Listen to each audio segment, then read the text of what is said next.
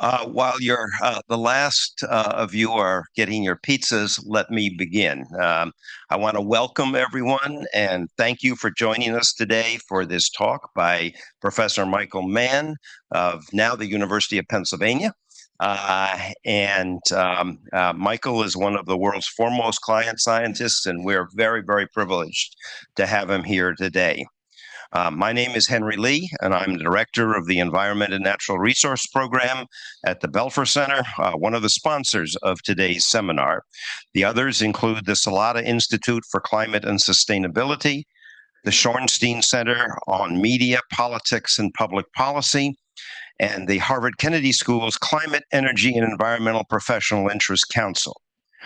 Let me open with a few logistical remarks. We are recording this seminar, and the recording will be posted online.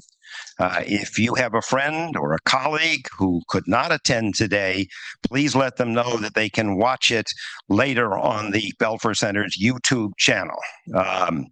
In a few minutes, Dr. Mann will give a brief presentation about his recent book, Our Fragile Moment, and we'll then transition to a short fireside chat moderated by Cristine Russell, and then we'll take questions from the audience. But before I do, I'd like to say a few words about Cristine. Cristine is a senior fellow in the Environment and Natural Resource Program in the Belfer Center. She is an award-winning journalist who has written about science, health, and environment for more than 35 years. She taught a terrific course here at the Kennedy School on climate, the environment, and journalism. I was trying to think about how many students are out there now that have benefited from this course. I think there's over 400 people that had that privilege, and we're very fortunate. Today's seminar is part of a long-running a series on science and the media, a series that Chris started, organized, and has headed up for almost 23 years. She has brought many remarkable people here. A few years ago, she told me she wanted to invite Catherine Hayhoe here, and I said, "You'll never get her." The next day, she called me and got her. I think we've been extremely lucky to have Chris here for all these years. She has made an enormous contribution to Harvard, to the Kennedy School, and to the Belfer Center, and we're very grateful to her for all of that. So with that, let Chris introduce our speaker.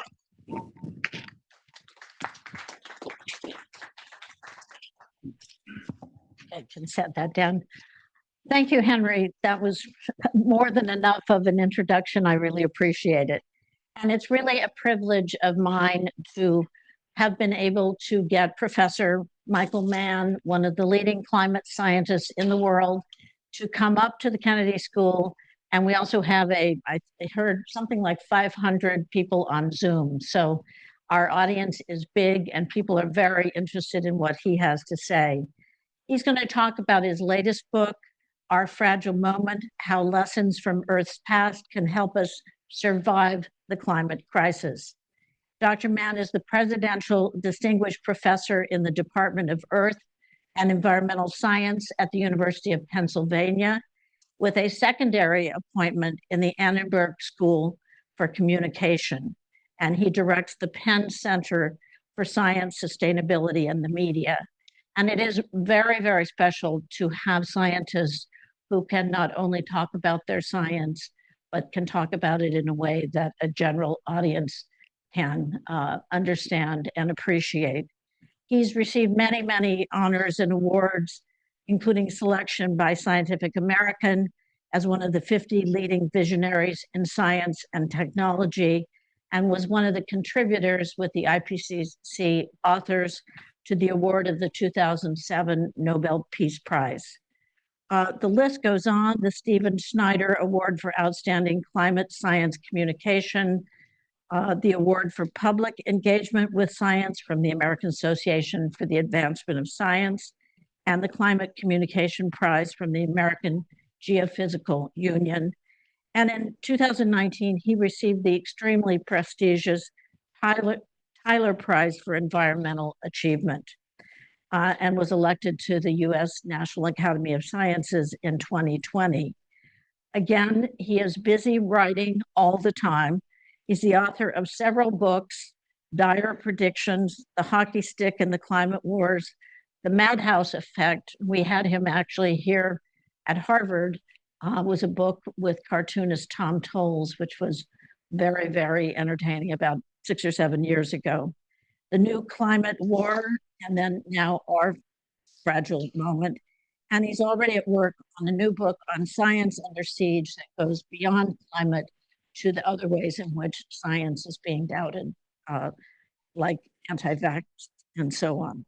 I want to finally congratulate him. Many of you would have read of his recent legal victory in the defamation suit, in which he was awarded $1 million in damages. So that was a fairly front page story everywhere, but it was a very daring effort for him to bring that suit. And he has always been willing to be outspoken and speak the truth about science. So thank you so much for being here.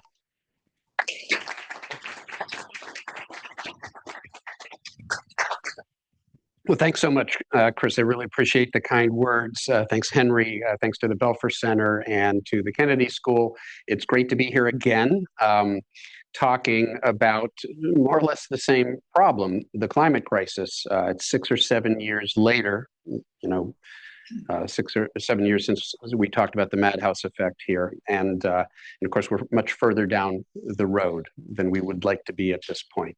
And that's partly what makes this such a fragile moment. I think we can appreciate that we are in a fragile moment in many senses right now with respect to, global democracy, democratic governance here in the United States. And so many of the problems that we care about, including the climate crisis, there is likely no path to addressing those crises that doesn't go through sort of global democratic governance. So we face these larger challenges right now, but there is no greater challenge than the challenge to maintain a livable planet. And part of what makes this moment so fragile in that sense is that we developed infrastructure, our modern civilization, our civilizational infrastructure, essentially over the last 6,000 years or so. The first civilization, city-state, emerged in Mesopotamia 6,000 years ago. And so we have had this remarkably stable global temperature curve. And there have been regional climate changes that have had an impact on civilizations, but there was always somewhere you could move to. There was a way to escape from that. The warming we're seeing today and its consequences are global. There is no place to escape to. And that's what makes this such a fragile moment. We are dependent on the stability of the climate during which we developed the global infrastructure that now serves more than 8 billion people on this planet. And we are rapidly changing the climate and potentially undermining that infrastructure. There are a whole bunch of things that I would like to talk about, but I'm told I have 30 minutes, and so I'm going to have to sort of rush through this, and we'll talk about a few specific episodes. The book is really about various episodes in our past and what we can learn from them with respect to the climate crisis and more. But let's first talk about, where it all began. Nearly 4 billion years ago, of course, our moment, in a sense, began when primitive microbial life emerged from the the primordial ooze. But there were other moments that were critical. The boundary between the Paleocene and Cretaceous, we used to call it the KT boundary. Now we call it the KPG boundary. For reasons I won't get into, the terminology has changed, but we're talking about the asteroid that struck Earth and killed off the dinosaurs, or let's be careful, the non-avian dinosaurs, because you can still see dinosaurs out the window if you look hard. But all of the other dinosaurs and any fauna that were larger than, say, a mid-sized dog perished during this cataclysmic event. But it created a niche for small mammals to emerge. And ultimately, those small mammals would evolve into modern day human beings. And so in a sense, what was bad for the dinosaurs was good for us. There were winners and losers, at least in this scenario. We'll come back to that. Another important event, the Paleocene-Eocene thermal maximum, or the PET, it just rolls off the tongue, I know. So we call it the PETM, but it was this period of rapid warming about 10 million years after the demise of the dinosaurs. We call it rapid. In a geological sense, it was rapid. It occurred over tens of thousands of years. Of course, the warming that we're seeing today is occurring over tens of years, 100 times faster than the most rapid event that we can find in geological history. So it's important to keep that in mind. But that warming actually created an expansion of rainforests, of tropical rainforests, for reasons I won't get into. I talk about in the book. Warming often leads to miniaturization. And so there was a niche in this very warm environment for the emergence of the first primates. Dryomammus, who you can see the fossils there would fit on your fingertip. Tiny little primate, but it was the first primate, our distant ancestor. We're getting even closer. And there are lots of other events that we can talk about, but both of those are interesting from a climatic standpoint as well. So we'll return to the KT or KPG impact event and the PETM. What can we learn from them? All right, mighty Brontosaurus, don't you have a lesson for us? Show of hands, who gets the cultural reference? The police. So there are few people out there who get the cultural reference. I was a child of the 80s. I grew up listening to the Police and Sting. I'm going to play one of the tracks off of the album Synchronicity. And that'll be important, Synchronicity. We'll come back to that. Walking in Your Footsteps. 1983, the height of escalation of nuclear tensions between the US and Russia. Something that's suddenly relevant in a way that we didn't think it would be. We'll come back to that. Now, we'll forgive the Police, Sting, Gordon Sumner, who otherwise known as Sting, who wrote the lyrics to this song, actually on the island of Montserrat in December 1982. The timing will become important here. So we'll forgive him for a little bit of poetic license. 50 million years ago, no, the KT event was actually 66 million years ago. And by the way, Brontosaurus actually went extinct around 150 million years ago. And if that sounds like a small mistake, we are closer to the KT boundary than Brontosaurus was. But we will forgive a little bit of artistic license because there's a profound point that's being made here. All right. So as we know, asteroid strikes the planet. We now know Chicxulub in the Gulf of Mexico was they didn't know that back in 1980 when we first discovered the evidence that there had been actually Walter Alvarez and his son, Louis Alvarez and his son, Walter Alvarez at UC Berkeley in 1980 published an article showing that there was an iridium layer at that time, which indicates that there was an extraterrestrial impact. They would find the crater later. What happens when, a huge, impactor strikes the planet with great force? Well, there are actually simulations of the shock wave that would have traveled around the world. And there would have been huge windstorms, firestorms, massive devastation. Just over the last few years, we have found direct evidence of that. There's a site, Tanis in southern North Dakota, which was discovered some years ago, but an amazing find just a few years ago, where they actually recovered the whole leg of a dinosaur. On the bottom there, you see the skin of a triceratops. There was the preserved egg with a preserved embryo of a flying pterosaur and a fragment of the asteroid. So it's no longer dinosaurs don't exist after this time horizon, and they do exist before it. So we know it was.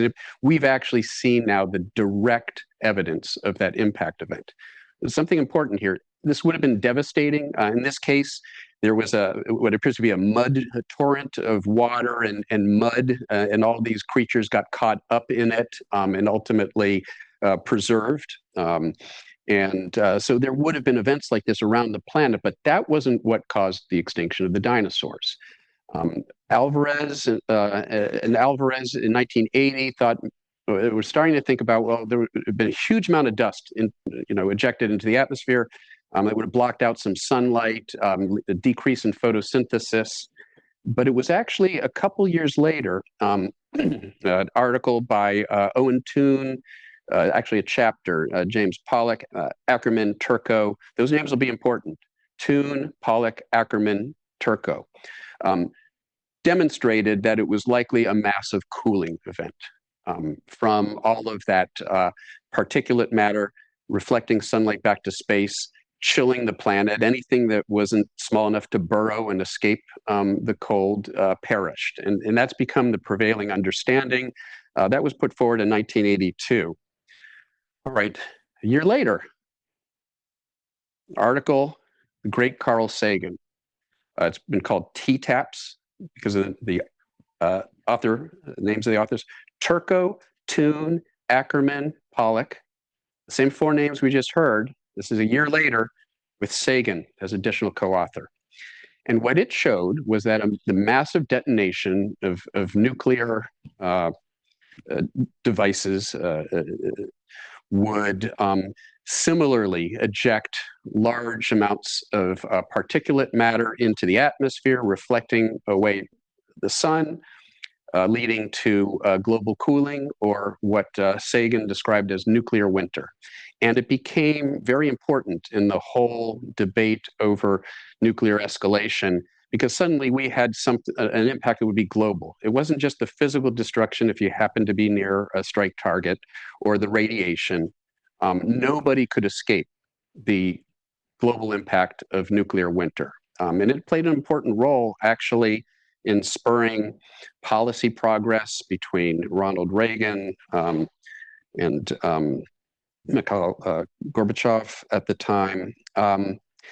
Turns out, though, the study was published in 1983, and as I mentioned in the book, there were actually other scientists who were onto this earlier. And as far as I understand, our good friend here, John Holdren, was a co-author, and I think was the first scientific publication that actually hypothesized sort of a nuclear winter scenario back in 1977. Sagan and Toon and the others here brought a modeling approach, the same approach they had used to study the impact event, the KT impact event that killed off the dinosaurs. They used a similar climate modeling framework to look at this nuclear winter scenario. So it was actually a quantitative estimate of the impact, and that was an important development here. Sagan felt it was important enough that he decided to basically initiate a publicity campaign to alert the world to the threat of nuclear winter, that we could not survive a massive global thermonuclear war. Nuclear winter would potentially be a civilization-ending consequence of the escalating arms race. He brought widespread attention to the issue of nuclear winter in late 1983. You can see this is an insert in the parade insert that used to appear in all of the Sunday newspapers, widely read. It was a way to reach very large numbers of people, tens of millions of people. And this is in late 1983. So here Carl Sagan is popularizing to the public the threat of nuclear winter. It wasn't really into the public mindset until late 1983. Of course, Sting, or Gordon Sumner, wrote the lyrics to Walking in Your Footsteps a year earlier, December 1982. He would not have been aware, I don't think, of the science of nuclear winter. And so it was oddly prescient in that the true relationship between these events, the meteor impact that killed off the dinosaurs and the threat of human extinction from a global thermonuclear war, the real connection was the cooling impact of the massive input of particulate matter. And so comparing, as the song does, the demise of the dinosaurs to our potential demise is far more direct and rigorous than I think Sting and the Police realized at the time that that song came out. So here we have two events, all right, that are not causally connected. There's no causal relationship between the KT or KPG impact event 66 million years ago and the threat of nuclear winter in the 1980s. They are causally disconnected, but they're meaningfully related. And there's a term for events that lack a causal connection, but are meaningfully related. Synchronicity, the title of that album. Couple lessons here, and it alluded to in the lyrics of the song. The difference here is that we can do something about it. The dinosaurs had no agency. They couldn't do something about their impending doom. There are no actions that they could take. They couldn't have understood what was happening. We don't have that excuse today. And we are faced with the threat of climate change, ironically, not a cooling impact, but the warming effect of increasing greenhouse gas concentrations. It drives home a key point. It doesn't actually matter the direction of that climate change. Massive cooling, massive warming, anything that takes you away from the climate that you're adapted to is a threat. And so there are a lot of interesting connections here. Here is an indication of the threat posed by climate change. Early generation climate models that were used in these nuclear winter calculations today have evolved to the models that we use to project the impacts of fossil fuel burning and human-caused climate change. One other event that I will talk about before I try to wrap this up, the Great Dying. It wasn't so great. So this is now the end Permian extinction that happened about 250 million years ago. By far, the most widespread extinction event in the geological record, at least that's preserved in the geological record. As we go farther back, it's a little more difficult to estimate how many species, for example, were lost in a particular event. But 90% of all species perished. 90% of all species on this planet, and 96% of all marine species, all ocean life, perished during this event. Why is it important? Is it an analog for human-caused warming? It's often been pointed to as one. And there has been a suspicion that this event was driven by the massive release of methane from the warming of the oceans, and that it was actually this methane bomb. The emergence of all this methane into the atmosphere.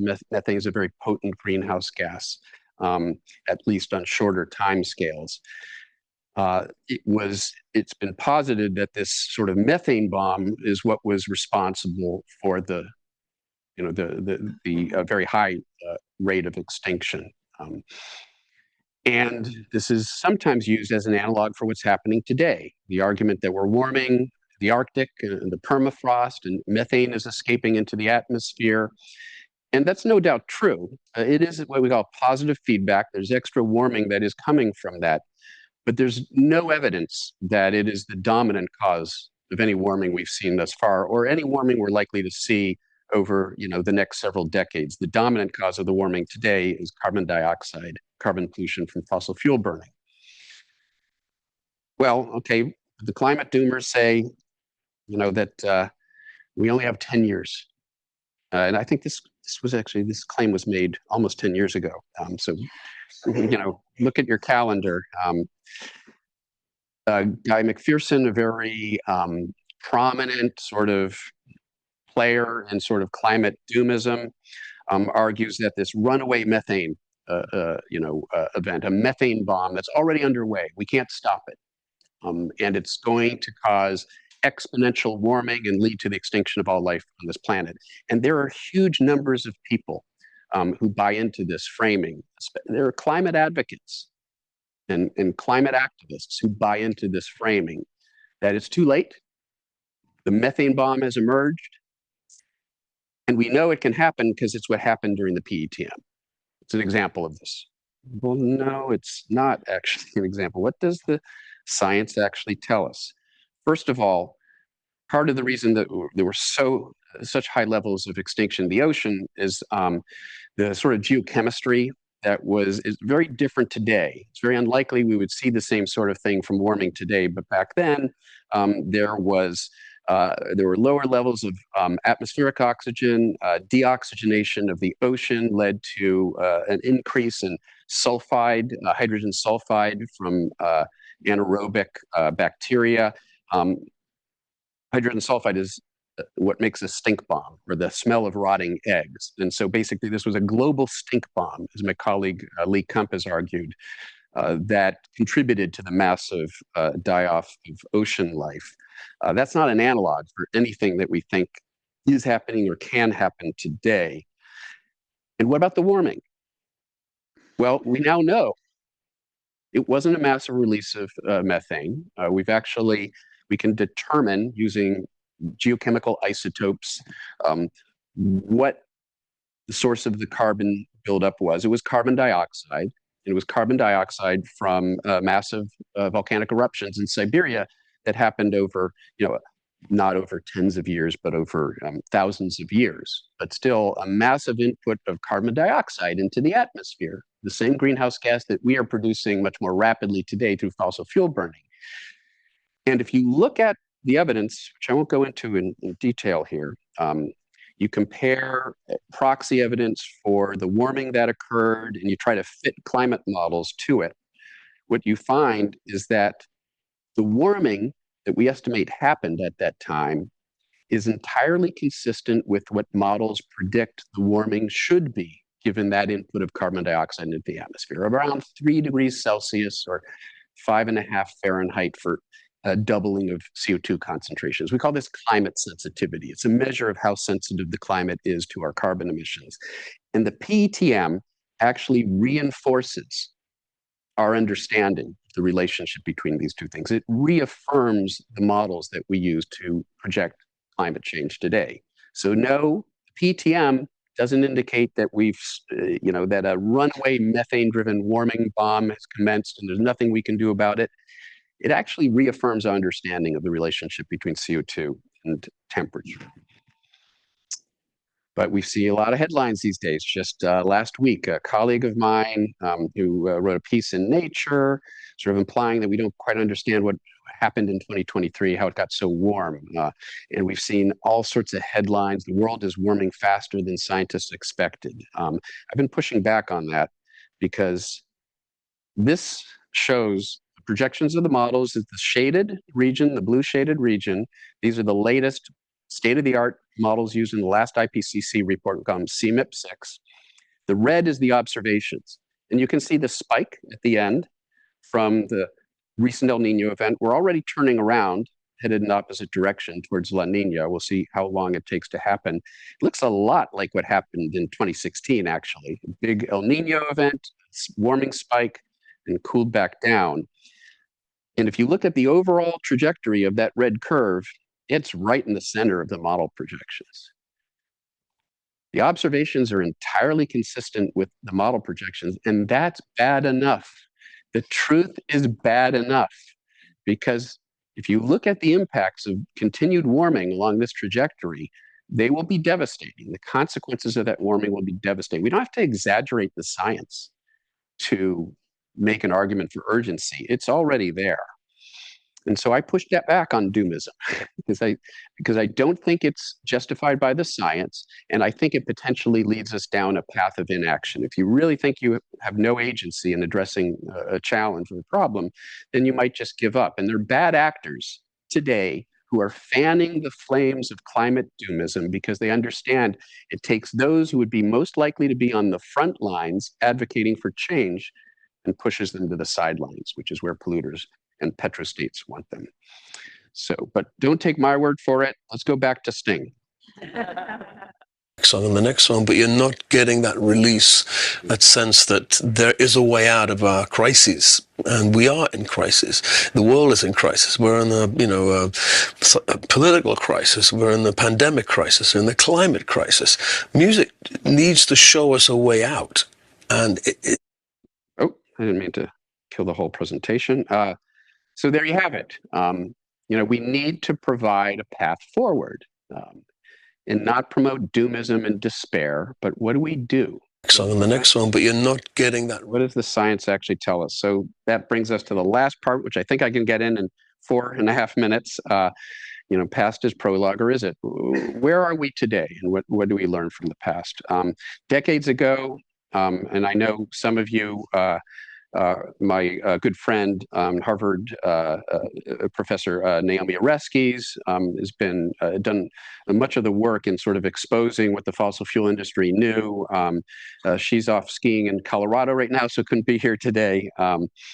But this is a graph that appeared in a report back in 1982 that correctly projected the increase in CO2 and the warming that would result from it. Decades ago, it was spot on. It wasn't the IPCC, it wasn't me, or calculation by John Holdren or any of our colleagues. This was from a report, an internal report from ExxonMobil's own scientists. And now these aren't my words, these aren't Al Gore's words, these are the words of ExxonMobil's own scientists who describe the potential consequences of business as usual fossil fuel burning and the warming that would result. They used the word catastrophic. This is ExxonMobil's own scientists. And of course, ExxonMobil publicized that report and raised no, of course they didn't do that. They buried the report, they fired the division, and spent tens of millions of dollars along with other fossil fuel companies in attacking the science and attacking scientists who were coming to the very same conclusion that their own scientists had internally come to. It's not an old tactic. We saw the tobacco industry do this, and we see the fossil fuel industry do this. And so I told Naomi that in her honor, I will show a ski slope diagram, but this depicts what we would have to do with our carbon emissions if we had acted 2 decades ago, back in 2000. You can see we could have brought our carbon emissions down pretty gently. That's sort of a bunny slope. I can handle that. If we had acted 2 decades ago. Now, what do we have on our hands if we're trying to keep warming below truly catastrophic 1.5 Celsius, 3 degree Fahrenheit warming? We've got a black double diamond slope on our hands. We've got to bring carbon emissions down by 50% this decade and down to 0 by mid-century. That is the opportunity cost of decades of relative inaction, thanks to ExxonMobil and other bad actors.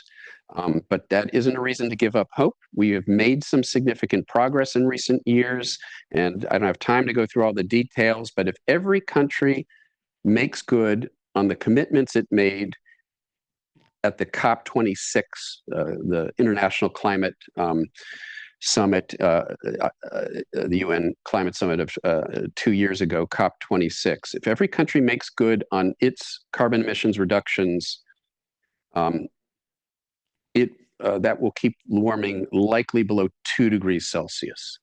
So there are 2 caveats there. 2 degrees Celsius, still too much. We really want to keep warming below 1.5 Celsius. And these are promises made, not yet promises kept.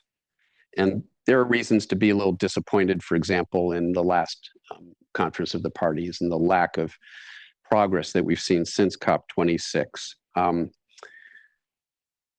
But it's not too late for us to take the actions to keep warming below 1.5 Celsius. The obstacles at this point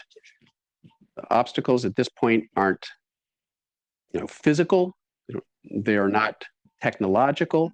They are entirely political, and political obstacles can be overcome. And I will just say, college students, I wrote a whole article about this a few years ago. The important role that climate change that college students have played when it comes to some of the great social movements today.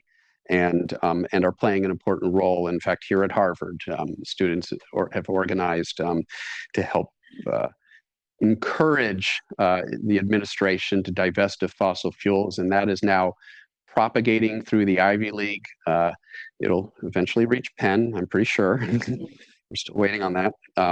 But this is really, it's about acting before it's too late. It's about the future that we want to leave behind for our children, grandchildren. And my daughter is 18. In fact, she's waiting for admissions decisions today. Today is Ivy Day. So this is some years ago. But to me, it's really about what sort of world we want to leave behind for children, grandchildren. We could leave behind a truly degraded planet, or we can leave behind a still thriving, vibrant planet. It's in our hands. It's up to us. Thank you.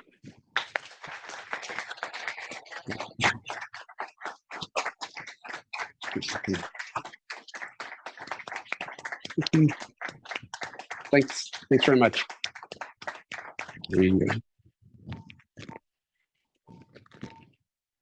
So here's the book, if anyone would like to race out and actually get into the details. It's a fascinating book, and really, the only thing it doesn't seem to have is music from Sting. But I want to push it. Tried. The ebook does. No. Have you actually met Sting? I have not, but I did have to request rights to reprint his lyrics. Next step in your speaking should be that you. And when I met with Sting, I have had conversations with Blondie, if that is worth anything. So, as journalists, we often write stories about this bad thing happening, that bad thing happening with climate change. How are you an optimist about the global effort to slow down global warming, or are you an optimist? Yeah, I'm, I would say what my friend Cristina Figueres, who's the former head of the UNFCCC, she describes herself as a now I'm going to forget the term, but like a committed optimist, refuses to be a pessimist as long as there's a window of opportunity. And so what I would say, I would reiterate the point that I've made. If the physics was such that we could no longer keep warming below catastrophic levels, then as a scientist, I would have to say so. I have to be truthful to what the science says. If the technology simply wasn't suitable to make the transition that we need to make, I'm not an expert on technology, but I follow what the experts in this field. John has done a lot of important work. People like Mark Jacobson at Stanford and others have looked at whether that transition is possible, and it is. So the limitations are not physical, they're not technological, they're political. And so the danger here is that this becomes a self-fulfilling sort of prophecy. We decide that it's too late to do anything, and if we do decide that, then we will not garner the political will to take the actions that are necessary. And moreover, we start to become desperate. When we become desperate, we start talking about things like geoengineering. Well, maybe we can shoot part of just like, we talked about the role of aerosols, particulate matter that cools the planet. Well, maybe we should just shoot huge amounts of particulate matter into the stratosphere to try to cool the planet. Like some of these, what could possibly go wrong? Maybe we should play around with ocean ecosystems to try to change the uptake of carbon by ocean biota, carbon fertilization. And it turns out you start to study some of these schemes, and they could end up, for example, favoring red tide algae that cause massive deoxygenation events in the ocean, dangerous algae. We're talking about toying with a planet that we do not understand perfectly. And to me, that is deeply unethical, because there is, as we've all heard, no planet B. There is no other planet we can go off to if we screw this one up. And the idea that, let's just colonize Mars. And there are some very powerful and influential people today who are sort of pushing in that direction. Now, almost as if it doesn't matter if we screw up this planet because we'll just screw up another planet. Well, let's talk about U.S. politics. How would you evaluate the Biden administration and its efforts to do something about climate change? Yeah, so I actually think that they've done quite a bit given the obvious constraints.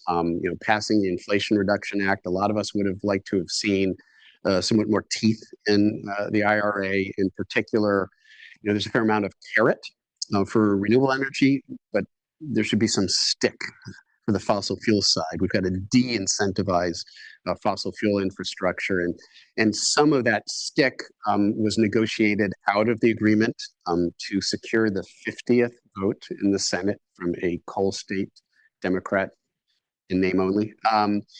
And Dino, to go back to our dinosaur discussion. So that was probably, the IRA was the strongest bill that I think the president could have negotiated through Congress and signed. And it does get us to as much as a almost 40% reduction in carbon emissions if fully implemented. And Republicans are going to try to throw every monkey wrench in the works that they can. But if it's implemented in full, it would lead to about a 40% reduction in carbon emissions. That's significant progress. And that's mostly by incentivizing renewable energy. It's not enough progress. I talk about 50% reductions is what we need globally. And by the way, the legacy polluters like the United States have to do more than the global average because we've had a greater role in the carbon pollution thus far. So last week, there was an announcement by the Biden administration, a big push for EVs and hybrids. Is that going to make a difference? And already it's been politicized with people who think that it's taking choice away. So what's your sense of EVs? Do you have an EV? We have a hybrid, and our next one is going to be a full EV. And by the way, we elect to pay a little extra and get all of our electric power from renewable energy. And so when we power up our electric hybrid, we're powering it off of wind and solar. You shouldn't have to pay extra for that. That's part of the problem. The incentives should actually be for us to make decisions that are better for the planet, better for the climate. And that's why we need policy. Individual action and choice alone aren't going to do it. And that sort of gets us back to automobiles. So, sure, crocodile tears will always be shed by polluters or their agents, those promoting their messaging. And so, of course, they're going to make up fake stories about whales offshore that are being supposedly killed by wind turbines. That's entirely manufactured. It's a myth that was created by polluters and plutocrats to try to defeat renewable energy, which is the primary threat to their business model, which is continued fossil fuel dependence. Same thing here. A lot of the arguments that you see against electric vehicles are disingenuous. Transportation is the largest sector of carbon emissions in the American economy. I think something like 26% of our emissions, even more than electric power. So that's critical. Electrify and then decarbonize. We've got to electrify transportation, and then we've got to decarbonize the grid so that electricity is coming not from carbon, but other renewable clean energy.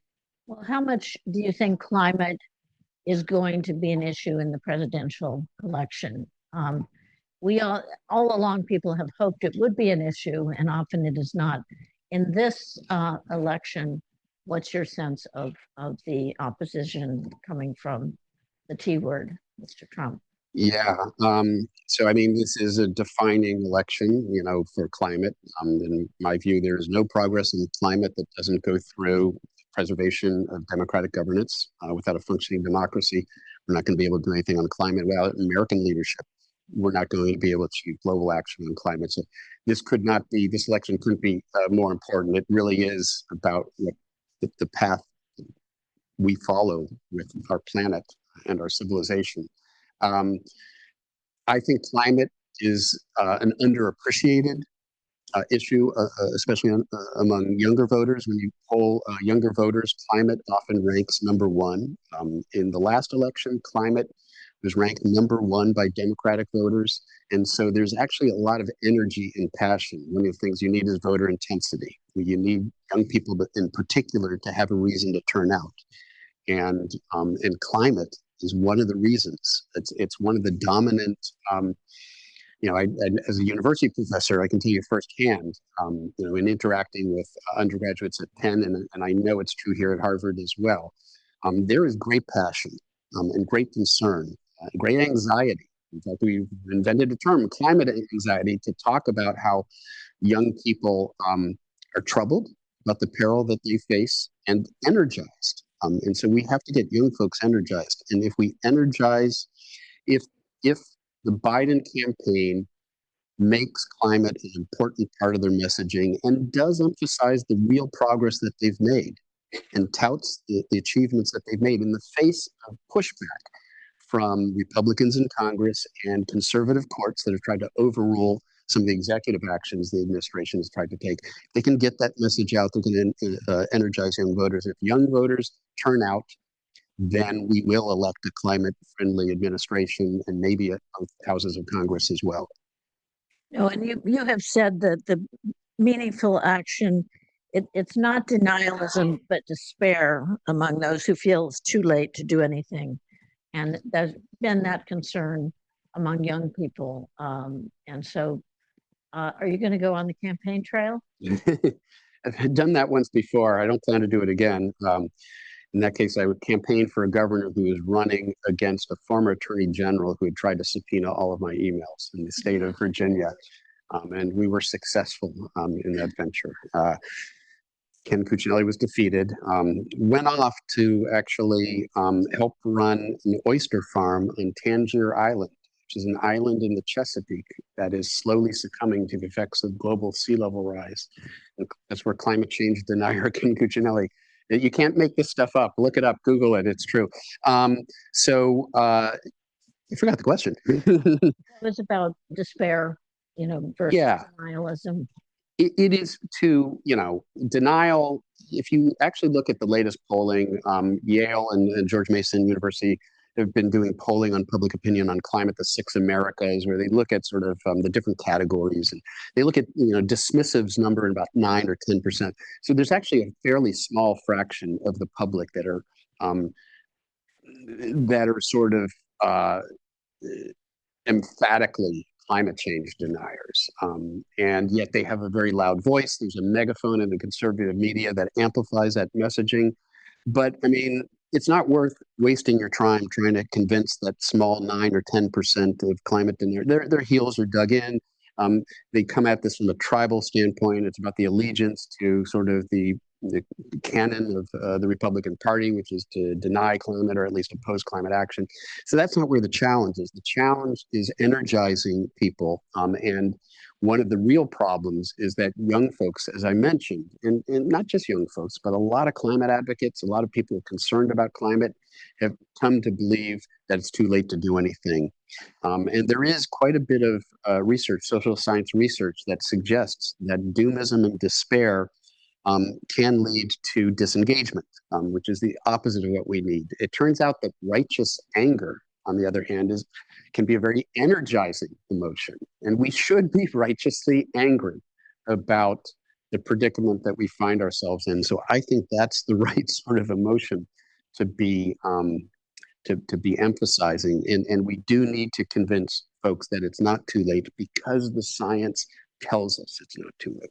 So in this audience here, how many are righteously indignant? Let's take a few questions, and if you can make them brief questions. Dr. Mann has a lot to say. Yeah. I'll try to make my answers brief too. Thanks. Yeah. Hold on. You got to use the mic. Sorry. Hi, thank you. My name is Kareem Bardisi. I run the DAIS, which is a policy and leadership think tank at Toronto Metropolitan University. We actually do work on climate communications, and one of the things I'm curious about is one of the positive expressions sometimes of the kind of hysteria is degrowth. And I know you've been critical of degrowth in the past. I'm just wondering if you're, or at least have concerns about it. I'm just wondering what your take is on it, and how, for those of us who maybe disagree with degrowth, how to respond to the people who are espousing degrowth theories. Yeah, thanks for the question. So, and so much, and because you study communications, is about the language that we choose, right? And certain language is very easily weaponized against action, right? The critics have tried to portray environmentally minded people as radical extremists, and we've seen certain framings often emerge, often before important elections, that phraseology, hashtags, things that make people, progressives, environmental progressives, the climate conscious, sound just a little unhinged to middle America, who are critical in winning these elections. And so I think that there has been an effort by bad actors. Russia in particular has been engaging in sort of psyops on social media to try to radicalize, certain groups, to make them look extreme, to make their messaging look unpalatable to sort of middle America, where these elections are won. They're won in how independents break in these elections. So I think we have to think very carefully about the terminology, and degrowth to a lot of people, especially those sort of middle American folks we're talking about, is going to sound radical, when in fact the underlying point, the underlying argument is not so radical. The idea that, a continued extraction, resource-driven global economy is incompatible with a sustainable existence. It's self-evident that the continued extraction of finite resources is incompatible with a sustainable existence on this planet. That's an important point to get out. That is an important part of the conversation. The fact that we talk about the importance of clean energy, hybrid electric vehicles, wind turbine, all of these things require resource extraction. And in the end, we do have to find a way to get away from an ever-growing extraction-driven global economy, because it just doesn't work in the end.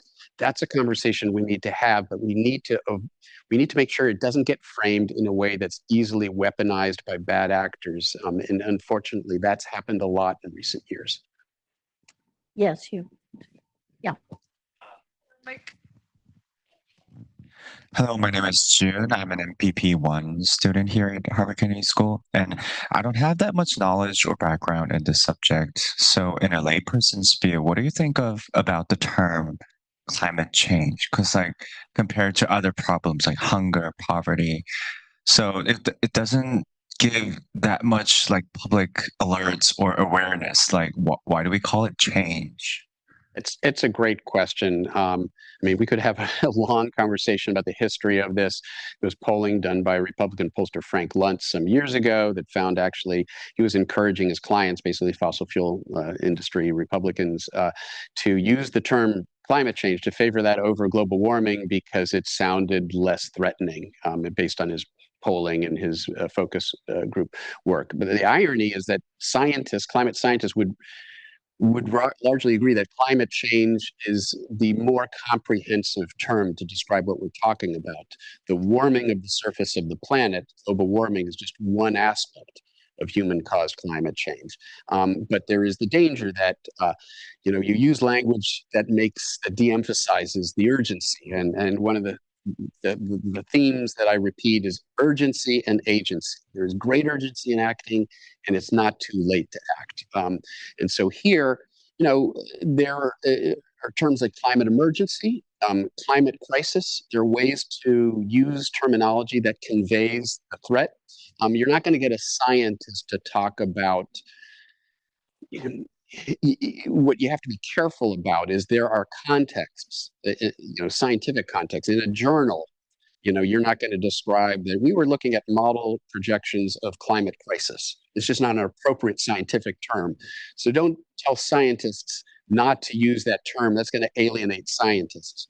To not use that term in an appropriate scientific context. But when you're talking about the impacts of climate change and the threat of climate change, then why not characterize it as a crisis, even an emergency? And so It's context dependent, which I know is always an unsatisfying answer, but certainly in the public realm, when we're speaking to the public and policymakers, we do want to use wording that conveys the urgency, while again, avoiding wording that might work against the notion that we still have agency. Well, and I think human-caused climate change is a lot less neutral than just climate change. So Absolutely. oftentimes that's not put in news articles, and I think that's something as a journalist you should repeat when you're writing about this. You look at Mike Mann's talk. The climate's always changing. It's changed over tens of millions of years. What's wrong? Sorry. So you had a question, yeah. I'm Diego von Vacano, professor of political science, Texas A&M, Kennedy School graduate. I'm from Bolivia, and as you know, the site of the biggest lithium resources in the world. I was wondering what you think about the geopolitics of lithium, China, Russia, engaging in Argentina, Bolivia, Chile, and if you think that's a possible solution to the crisis. Yeah, thanks. Great question. I mean, it's outside of my domain of expertise, other than to say that we do, when we think not just about the climate crisis, but climate solutions, in particular, the dependence on certain metals that are going to be critical for, clean energy infrastructure. I would say we've got to be thinking of the geopolitics of that. So don't just think of the geopolitics of climate change. We've also got to be thinking of the geopolitics of climate solutions. And, and this is sort of relates to that, I think. Yes, pink sweater. Hello. So there's been, I guess, some discussion today about electric vehicles and also wanting to eventually move away from resource extraction. So I'm curious, I often hear a lot about electrifying vehicles and that it kind of implies people are going to continue having cars. And I wonder if you have any thoughts on why we don't hear as much about investment in public transport and designing our cities differently. Yeah, we should be talking more about that. And I was derelict in my own responsibilities not to talk about that sort of dimension of the problem. That's absolutely right. I mean, we can get away from, other countries have done a good job of moving away from the idea of individually owned vehicles. And I live, I'm happy to say, in a city. I go back and forth. My family's back in State College. I'm there sometimes, but most of the time I'm in Philadelphia, and I don't own a car there. And I can walk to, pretty much any, and if not, hop on the trolley. And so I'm sort of living the dream right now when it comes to sort of decarbonizing my own sort of footprint. But not everybody is in that situation. But certainly, and in fact, I'm teaching a course in climate communication right now. One of our various projects, and one of the projects students have been presenting is like, for example, just like looking at the fact that our local, that the University of Pennsylvania doesn't subsidize public transportation for their students. And they should be doing that. They do it for faculty and staff, but there's a little bit of myopia there. So we need to think about ways as institutions that we can incentivize choices that do move us away from reliance on certainly gas guzzling, vehicles. And I think, cities are trying to do that. States are trying to do that. We also have groups like ALEC, funded by the fossil fuel industry, that are doing everything they can to oppose that, because they want a lot of people out there using a lot of fossil fuels, and anything that moves us in a different direction to them is a threat. And that's part of why ultimately the solution to so many of these problems comes down to us turning out and voting for climate-friendly politicians and voting out the ones who are just rubber stamps for polluters. We had a very tight schedule, so I'd like to squeeze in a few more questions if they can be short and short answers. Go ahead. Sorry. No, you can answer as long as you. Thank you. My name is Russell DeGraff, and I was Speaker Pelosi's negotiator during the Inflation Reduction Act. So thank you for your kind comments on that bill. I wanted to ask about bridge technologies like ethanol that are less than perfect, but could be cleaned up and made much more better, and the environmentalists who are fighting them instead of trying to work to clean them up. And your take on that? Yeah, thanks. It's a great question. And I'm not sure I have a simple answer. Because there's always this delicate. It's a delicate operation where when you're talking about bridge technologies, if they facilitate the movement away from more carbon intensive, energy intensive technologies, that's good. But if they're crowding out investment in even better, like carbon free, solutions, so how do you strike the right balance? I don't think there's a one size fits all answer. I think you have to look in detail at the policy and look at and try to really figure out how it will change the incentives for individuals, and will it move us in the right direction, or could it end up backfiring? I think we just need to think about the complexity of those things. A couple more here. Thank you. Hi, I'm Kate Sell with the Union of Concerned Scientists. I have a question. When you talked about anger, one of the things that I'm seeing is an unholy alliance between fossil fueled front groups and environmentalists in the case of like the offshore wind circumstance that you cited, and a lot of other land use challenges that we're seeing around solar, et cetera. I'm curious what you see as the role of scientists and science communicators when we're dealing with those local land use unholy alliances. Thanks. Thanks. It's a great question, and it's a really it's complicated, because what you have are bad actors who are creating these framings and memes. And the whole whale, I mean, there's a front group that was funded by the Koch brothers and the Heritage Foundation. I mean, they are trying to create a wedge within the environmental community. They've been trying to do that for years. Russia tries to do that online, creating a wedge within the community of climate, get us fighting with each other, divide and conquer. And so that's what this is about. But the people get caught up in it. Many of them are good, honest people who have been hoodwinked by that framing. And so we need to provide a path for them that doesn't alienate them or portray them as villains. They're victims, while calling out the villains so that they can see that. We need to expose the bad actors. Sometimes we call it inoculation in sort of the communication world. Showing people, people, talk about righteous indignation. When you expose the fact that somebody has been intentionally lying to you in this way, it can create a very powerful response on your part. So it is important to expose the bad actors while not alienating the victims of their actions. Okay, two more questions there and there. Thank you. Thank you, Professor Jason Baldock, a National Security Fellow with the Belfer Centre. In another discussion with a conservative commentator who Chatham House rules can't mention, they were very confidently pointing to economic modelling, especially from large insurance agencies who are they're very serious about risk modelling, where the economic forecast of unmitigated climate change wasn't really all that compelling or painting a picture that required much attention from their perspective. Can I get some comments from you about whether you see a consensus in the scientific community about the impacts and how that may or may not be penetrating into modelling about how it's going to affect the US economy in this particular instance? Yeah, thanks. So it's a great question. Again, I talked about some of these front groups and think tanks that produce bogus economics numbers that can be cited by Republican senators in congressional hearings, et cetera. And so there's a lot of that. In fact, I could go into it. I once testified at a meeting, at a Senate hearing.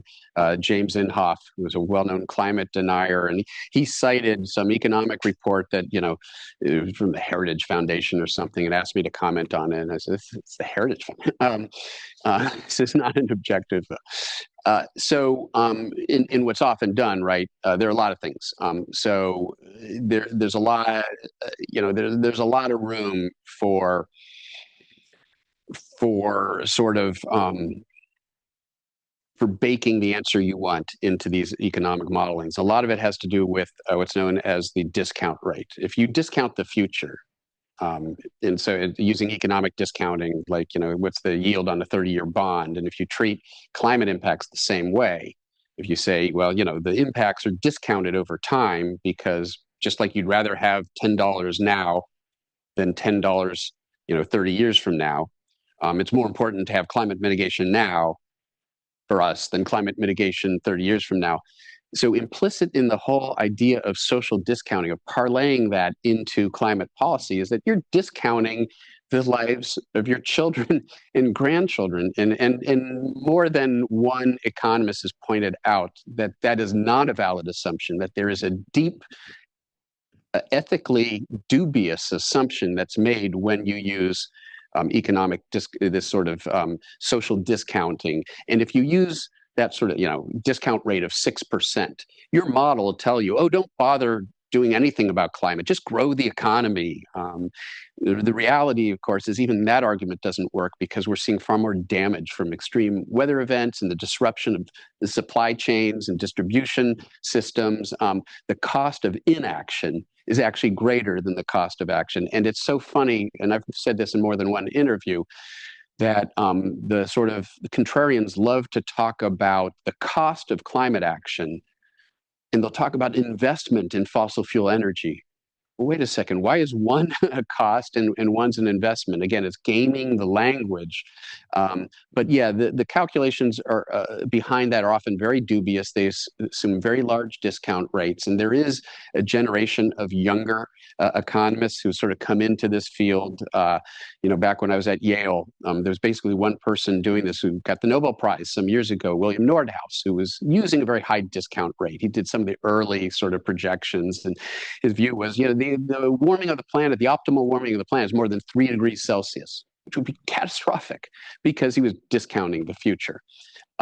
Today, there are a whole bunch of other economists, including there was one at Harvard who quite prominent, who pointed out that, for one thing, these linear models of just some smooth impact of climate change ignore the fact that there are potential tipping points, and they ignore the tails of the distribution, the small but finite possibility that the impacts could be far worse than the models predict actually leads you from an risk-averse sort of framing to invest even more. So uncertainty is a reason for even greater action, not less action, not the way that contrarians have framed it. So I would have to see the specifics of what this person was, but my guess is that it was buying into a very flawed framework that is all too common in sort of the simple cost-benefit analyses that conservatives love to cite. I think we are going to stop there and thank the audience for coming, but mainly Dr. Mann and his brilliant book. Buy the book. I'm the one. She gets a cut, by the way. Thank you. Thank you.